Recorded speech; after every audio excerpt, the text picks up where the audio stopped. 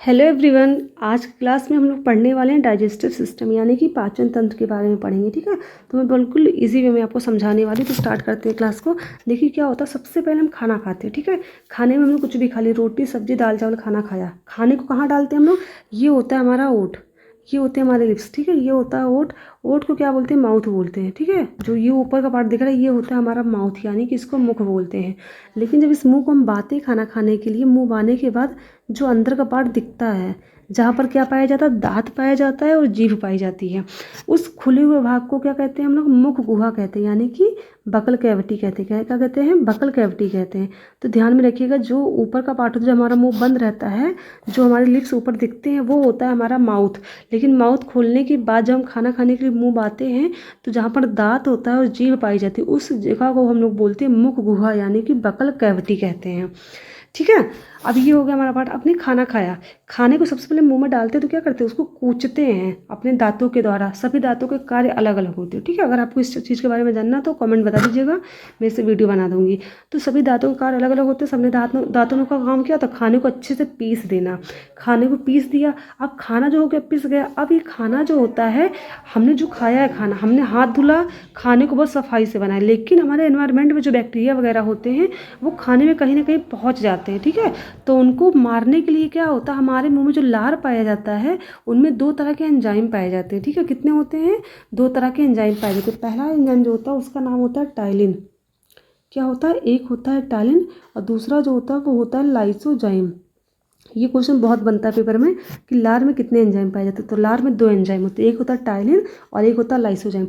Ptyalin का main काम होता है खाने को लुगदी बना देना यानी कि चिपचिपा बना देना, ताकि खाना अच्छे से इस मुख के द्वारा क्या हो जाए, पाइप लाइन के थ्रू हमारा खाना स्टमक में जा सके। ठीक है, इस खाने को चिकना बना देना, पहला काम तो ये होता है। दूसरा होता है जब हमने खाना खाया है तो खाने में क्या, जैसे रोटी खाई चावल खाई, इसमें क्या होता है? स्टार्च होता है। स्टार्च का मतलब होता है पॉलीसैकेराइड, जिसका कोई स्वाद ना हो। ठीक है, जैसे गोंद होता है, गोंद ग्लू यूज़ करते हैं, ये भी क्या होता है? पॉलीसैकेराइड होता है। ये मीठे नहीं होते हैं स्वाद में। ठीक है, रोटी हम लोग जो, अगर आप सूखी रोटी खाई तो क्या होता है? उसका स्वाद मीठा नहीं होता है, लेकिन जब कुछ देर तक चबाइए तो क्या होता है? खाना मीठा लगने लगता है। क्यों? क्योंकि टैलिन जो होता है वो स्टार्च को तोड़ देता है। किसमें तोड़ देता है? माल्टोज में तोड़ देता है। किसमें? माल्टोज में। तो याद रखिएगा, स्टार्च को तोड़ता कौन है? Ptyalin enzyme. तो ये क्वेश्चन भी बनता है कि स्टार्च जो होता है उसका पाचन कहाँ स्टार्ट होता है? तो स्टार्च का पाचन जो है हमारे मुख गुहा में ही स्टार्ट हो जाता है, और ये टैलिन एंजाइम की वजह से क्या होता है? माल्टोज में टूट जाता है। ठीक है, ये तो हो गया टैलिन का काम। इसका दो काम हमने ध्यान रखा, क्या कि एक बैक्टीरिया को मार देता है, दूसरा ये स्टार्च को माल्टोज में तोड़ देता है। इसने दो काम कर दिया। अब आते हैं लाइसोजाइम के पास। ये क्या करता है? हमने खाना जो खाया उसमें जो बैक्टीरिया वगैरह होते हैं उसको मारने का काम करता है। ठीक है, क्या करता है? जो खाना हमने खाया उसमें जो गंदगी होती है, बैक्टीरिया होते हैं हार्मफुल, जो हमारे लिए बहुत ज़्यादा हानिकारक होते हैं, उनको मारने का काम कौन करता है? लाइसोजाइम एंजाइम करता है। ठीक है, तो ये दोनों एंजाइम के काम याद रखिएगा। अब क्या होगा? मर गया बैक्टीरिया, उसका खाना कहाँ जाएगा? खाना यहाँ से होता है, पाइपलाइन से होता है, वो यहाँ पहुँच जाएगा हमें स्टमक में। इसको पाइपलाइन को बोलते हैं ओइसोफेगस, इंग्लिश में बोलते हैं ओइसोफेगस, हिंदी में बोलते हैं भोजन नली। भोजन नली को ग्रास नली भी बोला जाता है। ठीक है, क्या कहते हैं? ग्रास नली भी इसको बोलते हैं। तो याद रखिए, खाना क्या होगा? ग्रास नली से होता होगा, स्टमक में चला जाएगा। अब ये भी क्वेश्चन बनता है कि ग्रास नली में क्या भोजन का पाचन होता? तो नहीं, जो ओइसोफेगस यहाँ पर भोजन का कोई भी पाचन नहीं होता। ठीक है, अब खाना यहाँ स्टमक में आ गया। स्टमक में क्या होता है? एक तो सील पाई जाती है। ठीक है, दूसरा क्या पाया जाता है? म्यूकस पाया जाता है यहाँ पर। ठीक है, तीसरा क्या होता है? यहाँ पर पेप्सिन पाया जाता है। ठीक है, तो ये चीज़ आप ध्यान में रखिएगा, ये चीज़ बहुत इंपॉर्टेंट हो जाती है। तो इस सील का मेन काम क्या होता है? सबसे मेन काम होता है खाने के माध्यम को अम्लीय बना देना। ये खाने को अम्लीय बना देता है, खाने के साथ मिलेगा और खाने को अम्लीय बना देगा। पहला काम ये करेगा, और दूसरा काम करेगा कि जो हमारे बैक्टीरिया खाने के साथ आए थे मुख में, कुछ तो लाइसोजाइम ने मार दिए थे, लेकिन हो सकता है कुछ बैक्टीरिया ऐसे हुए थे जो नहीं मरते मुख में। ठीक है, तो उनको सील मारने का काम करता है। ठीक है, और उनको बहुत ज़्यादा छोटे टुकड़ों में तोड़ देता है खाने को। एक तरह से देखा जाए तो एसिड क्या करता है? किसी भी चीज़ को गला सकता है ना। एसिड बहुत ज़्यादा, हमको पता होगा कि बहुत ज़्यादा खतरनाक होता है, इसमें किसी भी चीज़ को गलाने की शक्ति होती है। तो खाने के साथ मिलेगा, खाने को अम्लीय बना देगा, खाने को एकदम से गला के छोटे टुकड़ों में तोड़ देगा, और इसके अंदर जितने भी बैक्टीरिया वगैरह होते हैं उसको मार देता है। ठीक, अब बात आती है कि जब HCl इतना खतरनाक होता है, खाने को गला भी सकता है, और ये तो जाहिर सी बात है हमारे पेट में अगर ये तो हमारे पेट की दीवारों को भी तो क्या करता होगा, हार्मफुल होगा ना उनके लिए भी, उनको भी तो नुकसान दे सकता है, उसको भी जला सकता है। तो ऐसा हो सकता है। ठीक है, लेकिन क्या होता है हमारे पेट में म्यूकस पाया जाता है। म्यूकस क्या करता है, इस HCl से हमारे स्टमक की दीवारों को बचाता है। ठीक है, यानी कि म्यूकस का सबसे मेन काम होता है HCl से हमारे स्टमक की दीवारों को बचाना होता है, ताकि उनको वो जलने ना पाए और उन पर कोई इफेक्ट ना पड़े HCl का। ठीक है, और जो पेप्सिन होता है इसका मेन काम होता है प्रोटीन का पाचन करना। जो हमने प्रोटीन खाया, जैसे दूध हमने पिया, पनीर खाया, या सोयाबीन खा लिया, या जो एग खा लेते हैं, नॉनवेज खाते हैं, उनमें क्या प्रोटीन बहुत मात्रा में होता है। तो उस प्रोटीन का पाचन कौन करेगा, पेप्सिन करेगा, प्रोटीन को तोड़ देगा पेप्टोन में। ठीक है, तो इन तीनों ने क्या किया, स्टमक में खाने का ये काम कर दिया। अब खाना जो खाना पच गया पेट के अंदर, उस खाने को क्या बोलेंगे हम लोग, काइम। क्या कहते हैं, काइम कहते हैं। तो याद रखिएगा, जो पेट में खाना पचता है उस खाने को बोलते हैं काइम। इसका नाम क्या होता है, काइम होता है। ठीक है, ये तो इसका नाम हो गया काइम। और एक बात और होती है, जो छोटे बच्चे होते हैं वो क्या करते हैं, दूध पीते हैं ना, मिल्क पीते हैं। अभी जो मिल्क होता है इसका पाचन कौन करता है, तो इसका पाचन भी क्या होता है, स्टमक में होता है। यहाँ पर क्या पाया जाता है, रेनिन पाया जाता है। ठीक है, क्या होता है, रेनिन पाया जाता है। याद रखिएगा, रेनिन की स्पेलिंग क्या होती है, डबल एन होता है रेनिन में। क्या होता है, डबल एन होता है। और जब सिंगल एन लिखा होगा रेनिन में, तो ये रेनिन जो होता है ये हमारी किडनी में पाया जाता है। जो डबल एन वाला रेनिन होता है ये दूध का पाचन करता है, ये स्टमक में होता है। और सिंगल एन वाला रेनिन जो होता है वो किडनी में होता है। ये क्वेश्चन बहुत कंफ्यूज करता है बच्चों को, ये पेपर में अक्सर आ भी जाता है। ठीक है, तो डबल एन वाला जो रेनिन होता है वो दूध का पाचन करता है, जो कि हमारे स्टमक में होता है। और सिंगल एन वाला क्या होता है, किडनी में होता है। ठीक है, तो चलिए ये तो हमारा हो गया स्टमक, हमने पाचन के बारे में अच्छे से पढ़ लिया। अब ये खाना पचने के बाद किस में चेंज होगा, काइम में चेंज होगा।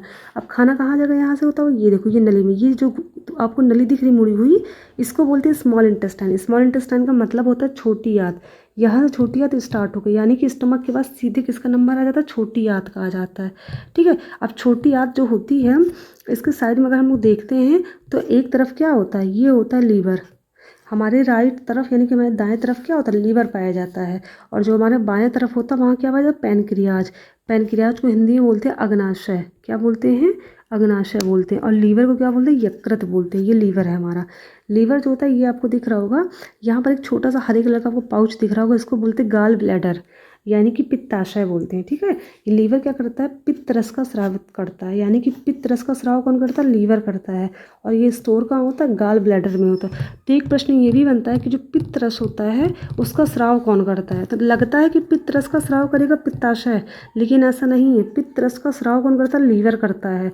अब इसने स्रावित कर दिया, तो स्रावित करने के उस लीवर के पास जगह तो होती नहीं रखने के लिए, तो इसलिए क्या करता है, ये पित्त रस कहाँ चला जाता है, इस डिब्बे के अंदर, जो हरा कलर को दिख रहा है पाउच, इसके अंदर ये स्टोर हो जाता है। यानी कि गाल ब्लैडर में क्या होता है, पित्त रस का स्टोरेज होता है। तो लीवर ने क्या किया, पित्त रस को बना दिया। अब ये पित्त रस कहाँ पे रखा जाएगा, गाल ब्लैडर के अंदर रखा जाएगा। ठीक है, उसके बाद जो ये भोजन यहाँ पे आया है स्मॉल इंटेस्टाइन में, इस भोजन के साथ कौन मिल जाएगा, ये जो पित्त रस गाल ब्लैडर में है वो क्या करेगा, इस रस को स्रावित कर देगा और छोटी आंत में आकर के भोजन के साथ ये मिल जाता है। ठीक है, और एक चीज़ ध्यान रखिएगा, जो पित्त रस होता है इसमें कोई भी एंजाइम नहीं पाया जाता है। ये भी प्रश्न आता है कि क्या पित्त रस में कोई एंजाइम पाया जाता है, तो नहीं, पित्त रस में कोई भी एंजाइम नहीं पाया जाता। ठीक है, अब देखिए यहाँ साइड में क्या होता है, पैनक्रियाज होता है। पैनक्रियाज में तीन क्या होते हैं, पैनक्रियाटिक जूस पाया जाता है। क्या करता है पैनक्रियाज, पैनक्रियाटिक जूस रिलीज करता है। इस पैनक्रियाटिक जूस में जो होते हैं 3 तरह के एंजाइम होते हैं। ठीक है, इसको ट्रिक्स याद करेंगे, लात, LAT, लात, एल से हो जाएगा, सॉरी लाइपेज हो जाएगा यहाँ पे, तो क्या हो जाएगा, लाइपेज। एल से हो जाएगा लाइपेज, ए से हो जाएगा एमाइलेज, और टी से हो जाएगा ट्रिप्सिन। क्या हो जाएगा, ट्रिप्सिन हो जाएगा। ये तीनों एंजाइम बहुत इंपॉर्टेंट हो जाते हैं, क्योंकि इनको क्या बोलते हैं हम लोग, इसको कम्प्लीटली डाइजेस्टिव एंजाइम भी कहते हैं। तो ये क्वेश्चन ये भी आता है कि पैनक्रिया मतलब जो कम्प्लीटली डाइजेस्टिव एंजाइम होते हैं वो कौन सीक्रेट करता है, तो वो पैनक्रियाज रिलीज करता है। ठीक है, पैनक्रियाज में जो एंजाइम होते हैं वो एक तरह से देखा जाए तो जितने भी भोज्य पदार्थ होते हैं उनको पाचन करने के सारे एंजाइम पैनक्रियाज में पाए जाते हैं। ये 3 सबसे मेन होते हैं। अब लाइपेज का मेन काम क्या होता है, माइलेज का क्या होता है, ट्रिप्सिन का क्या होता है, इसको मैं आपको अच्छे से समझा दूंगी, कभी भूलेंगे नहीं आप। ठीक है, लाइपेज, अब लाइपेज का हम लोग पकड़ते हैं पेज। पेज का मतलब हो गया पेट। क्या हो गया, पेज का मतलब हो गया पेट। चलिए मैं उसको दूसरे पेज पे समझाती हूँ। अब देखिएगा लाइपेज है ना, लाइपेज का हम पेज पकड़ते हैं। ठीक है, क्या पकड़ेंगे, पेज। अब पेज को हम लोग रिलेट करेंगे पेट से। ठीक है, पेट क्या खाने से निकलता है? पेट जो होता है फैट चीज़ खाने से ज़्यादा निकलता है।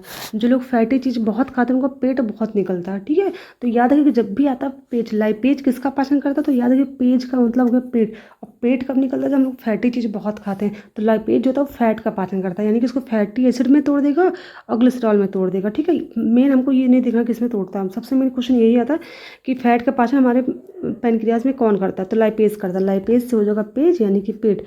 पेट क्या करता है? फैट की वजह से बहुत निकलता है, ठीक है। अब एमाइलेज का हो जाएगा एमाइलेज। अब एमाइलेज का हो जाएगा माइलेज। अब गाड़ी में माइलेज जो होती है कैसे आती है? गाड़ी में हम लोग गाड़ी चलाते हैं ना, बाइक हो गया, स्कूटी हो गया या फोर व्हीलर कुछ भी होता है, माइलेज कैसे चलती है? उसमें पेट्रोल या डीजल डालते हैं तो क्या मिलता है? उसको माइलेज मिलता है, तभी वो क्या करती है? गाड़ी चल पाती है। तो उसी तरह इंसान को चलने के लिए क्या चाहिए होता है? एनर्जी। हमारे शरीर में एनर्जी कौन देता है? ऊर्जा कौन देता है? ग्लूकोज देता है ना। और ग्लूकोज का सबसे मेन सोर्स क्या हो गया? स्टार्च। क्या होता है सबसे मेन चीज़? स्टार्च होता है। सबसे ज़्यादा स्टार्च से मिलता है, यानी कि माइलेज जो हो जाएगा वो स्टार्च का पाचन करेगा, ठीक है, यानी ग्लूकोज में तोड़ देगा स्टार्च को। और ट्रिप्सिन क्या करेगा? तो याद है कि ट्रिप्सिन बचा प्रोटीन का पाचन करने वाला, ठीक है। ट्रिप्सिन, जैसे पेप्सिन ने प्रोटीन को तोड़ा था और ट्रिप्सिन ने प्रोटीन को तोड़ेगा, ठीक है। पेप्सिन जो होता है वो पेट में प्रोटीन को तोड़ता है और ट्रिप्सिन जो होता है वो पैनक्रियाज में प्रोटीन को तोड़ता है। तो याद रखिए ये भी प्रश्न बनता है कि जो ट्रिप्सिन होता है और पेप्सिन होता है ये कहाँ पाया जाता है? पेप्सिन पाया जाता है स्टमक में और ट्रिप्सिन पाया जाता है पैनक्रियाज में, ठीक है। लेकिन दोनों का काम क्या होता है? प्रोटीन को तोड़ना होता है, ठीक है। तो ये हो गया हमारे 3 एंजाइम जो सबसे मेन थे पैनक्रियाटिक जूस में जो पाए जाते हैं। अब चलिए आगे देख लेते हैं। अब देखिए क्या होगा, अभी जो पैनक्रियाटिक जूस था ये क्या होगा? किससे मिल जाएगा? काइम से मिल जाएगा। काइम हमको पता है क्या होता है? जो हमारे स्टमक में भोजन पचा था उसको हमने काइम नाम दिया था, ठीक है। तो काइम से क्या होता है? काइम में जाकर के पैनक्रियाटिक जूस जाकर के यहाँ पर मिल जाएगा, छोटी आंत में जाकर के मिलेगा। ये प्रश्न बनता है खाना कहाँ जाएगा? खाना देखिए ना पैनक्रियाज के अंदर जाता है ना गॉल ब्लैडर के अंदर जाता है। खाना अपनी छोटी आंत में रहेगा। इस छोटी आंत में क्या करेगा? पैनक्रियाज जो होता है पैनक्रियाटिक जूस को भेज देगा नली के द्वारा। और जो लीवर होता है यहाँ पर जो बाइल जूस था उसको भी भेज देगा नली के द्वारा इस छोटी आंत में ही। यानी कि जो पैनक्रियाटिक जूस होते हैं और लीवर से जो बाइल जूस निकला है ये दोनों क्या होंगे? जाकर के छोटी आंत में इस काइम से मिल जाएंगे, ठीक है। अब लीवर से जो जूस निकला है वो जाकर मिलेगा और जो पैनक्रियाज से जूस निकला है वो जाकर के इस काइम के साथ मिल जाएंगे। दोनों का मेन काम क्या होता है? सबने अपना अपना काम कर दिया। प्रोटीन का पाचन कर दिया, स्टार्च का पाचन कर दिया और क्या कर दिया? फैट का पाचन कर दिया। उसके बाद जो पैनक्रियाटिक जूस होता है इसका ये क्या होता है? ये बेसिक मीडियम का होता है, ठीक है। कैसा होता है? बेसिक होता है। ये जो काइम हमारा कैसा था? एसिडिक था, क्योंकि ये HCl के साथ मिलने के बाद बना था तो ये एसिडिक हो चुका था। लेकिन जैसे इसमें पैनक्रियाटिक जूस मिलेगा इसका मीडियम एसिडिक से क्या हो जाएगा? बेसिक हो जाएगा। यानी कि ये प्रश्न भी बनता है कि भोजन का माध्यम स्टमक में कैसा रहता है? तो भोजन का माध्यम स्टमक में तो एसिडिक रहता है क्योंकि यहाँ पर HCl पाई जाती है। लेकिन स्मॉल इंटेस्टाइन यानी कि छोटी आंत में कैसा हो जाता है इसका माध्यम? इसका माध्यम छोटी आंत में जो होता है वो बेसिक हो जाता है, क्योंकि यहाँ पर पैनक्रियाटिक जूस मिल करके इसको क्या कर देता है? बेसिक माध्यम में चेंज कर देता है, ठीक है। ये चीज़ में ध्यान में रखिएगा। तो ये तो हो गया हमारी मेन चीज़। खाना क्या होगा? स्मॉल इंटेस्टाइन में आया, इतना पच गया।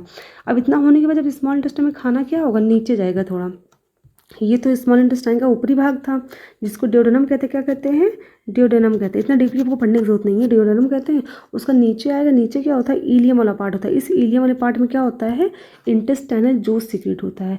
इंटेस्टाइनल जूस जो होता है ये भी खाने का डाइजेस्ट करेगा। अब जो भी बचा कुचा इसमें प्रोटीन है, फैट है, जितना कुछ होता है सबका पाचन कौन कर देगा? ये जो इलियम होता है इससे जो ये इंटेस्टाइनल जूस निकलते हैं वो उनका डाइजेशन कर देंगे। अब जो हमारे पाचन की क्रिया है वो कहाँ से स्टार्ट हुई है? तो पाचन की क्रिया जो होती है वो मुख गुहा से स्टार्ट होती है। कहाँ से होती है? क्या होती है? Buccal cavity. यानी कि बकल कैविटी का मतलब हो गया है मुख गुहा। मुख गुहा से क्या होती है? पाचन की क्रिया स्टार्ट होती है और छोटी आंत यानी कि स्मॉल इंटेस्टाइन में क्या हो जाती है? ये क्रिया समाप्त हो जाती है। याद रखिएगा ये प्रश्न बनता है कि पाचन की क्रिया कहाँ से कहाँ तक चलती है? तो पाचन की क्रिया जो होती है बकल कैविटी से लेकर के छोटी आंत तक चलती है। बड़ी आंत में पाचन की कोई भी क्रिया नहीं होती। ये चीज़ ध्यान रखिएगा। लार्ज इंटेस्टाइन में जो होता है डाइजेशन की एक भी क्रिया नहीं होती, ठीक है। तो खाना पच गया। अब खाना पचने के बाद जो भी इसके वेस्ट होते हैं वो क्या होगा? लार्ज इंटेस्टाइन में जाएगा। अब लार्ज इंटेस्टाइन का एक ही काम होता है, इसमें जो पानी होता है यूजफुल उस पानी को अवशोषित करता है। कौन? Large intestine. यानी कि बड़ी आंत में सिर्फ जो वेस्ट है उस वेस्ट का जो लिक्विड पार्ट होता है उसको एब्जॉर्ब करने का काम सिर्फ लार्ज इंटेस्टाइन करेगा, ठीक है। उसके बाद जो सॉलिड वेस्ट होता है उसको क्या करेगा, लार्ज इंटेस्टाइन रेक्टम के पास भेज देगा, और रेक्टम के बाद ये वेस्ट एनएस में चला जाएगा, और एनएस के थ्रू क्या होगा, बॉडी से ये वेस्ट बाहर निकल जाता है। तो जो सॉलिड वेस्ट बाहर निकलते हैं बॉडी में वो एनएस के थ्रू निकलते हैं, ठीक है। ये चीज़ ध्यान में रखिएगा। अब ये हमारी हो गई जितनी भी प्रोसेस थी हमने समझ ली। अब स्मॉल इंटेस्टाइन में जो खाना पचा था इससे जितने भी न्यूट्रिएंट्स से भोज्य पदार्थ हैं ये यहाँ छोटी आंत में होते हैं, और छोटी आंत के माध्यम से हमारे बॉडी में जहाँ जहाँ जिस चीज़ की जरूरत होती है वहाँ पे उस चीज़ को पहुँचा दिया जाता है, ठीक है। तो हमने इस क्रिया को जो पढ़ा जो कि बकल कैविटी से होता हुआ स्मॉल इंटेस्टाइन तक हुआ है, यानी कि खाने को पचाया गया है, इसी को हम बोलते हैं पाचन। क्या बोलते हैं, पाचन। और इस पूरी विधि को बोलते हैं पाचन क्रिया विधि बोलते हैं, ठीक है। और इस क्रिया विधि में जितने अंगों ने भाग लिया है उसको बोलेंगे डाइजेस्टिव सिस्टम, यानी कि पाचन तंत्र बोलेंगे, ठीक है। तो ये होगी पाचन क्रिया। अगर आपको ये चीज़ समझ में आई है तो अच्छी बात है, अगर नहीं है तो आप कमेंट सेक्शन में बता सकते हैं कि आपको क्या चीज़ समझ में नहीं आई है। और अगर आपको लगता है कि मतलब मुझसे कुछ पढ़ना है कोई टॉपिक तो वो भी आप कमेंट सेक्शन में बता सकते हैं, मैं उस चीज़ पर अच्छे से वीडियो बना दूँगी। Thank you class.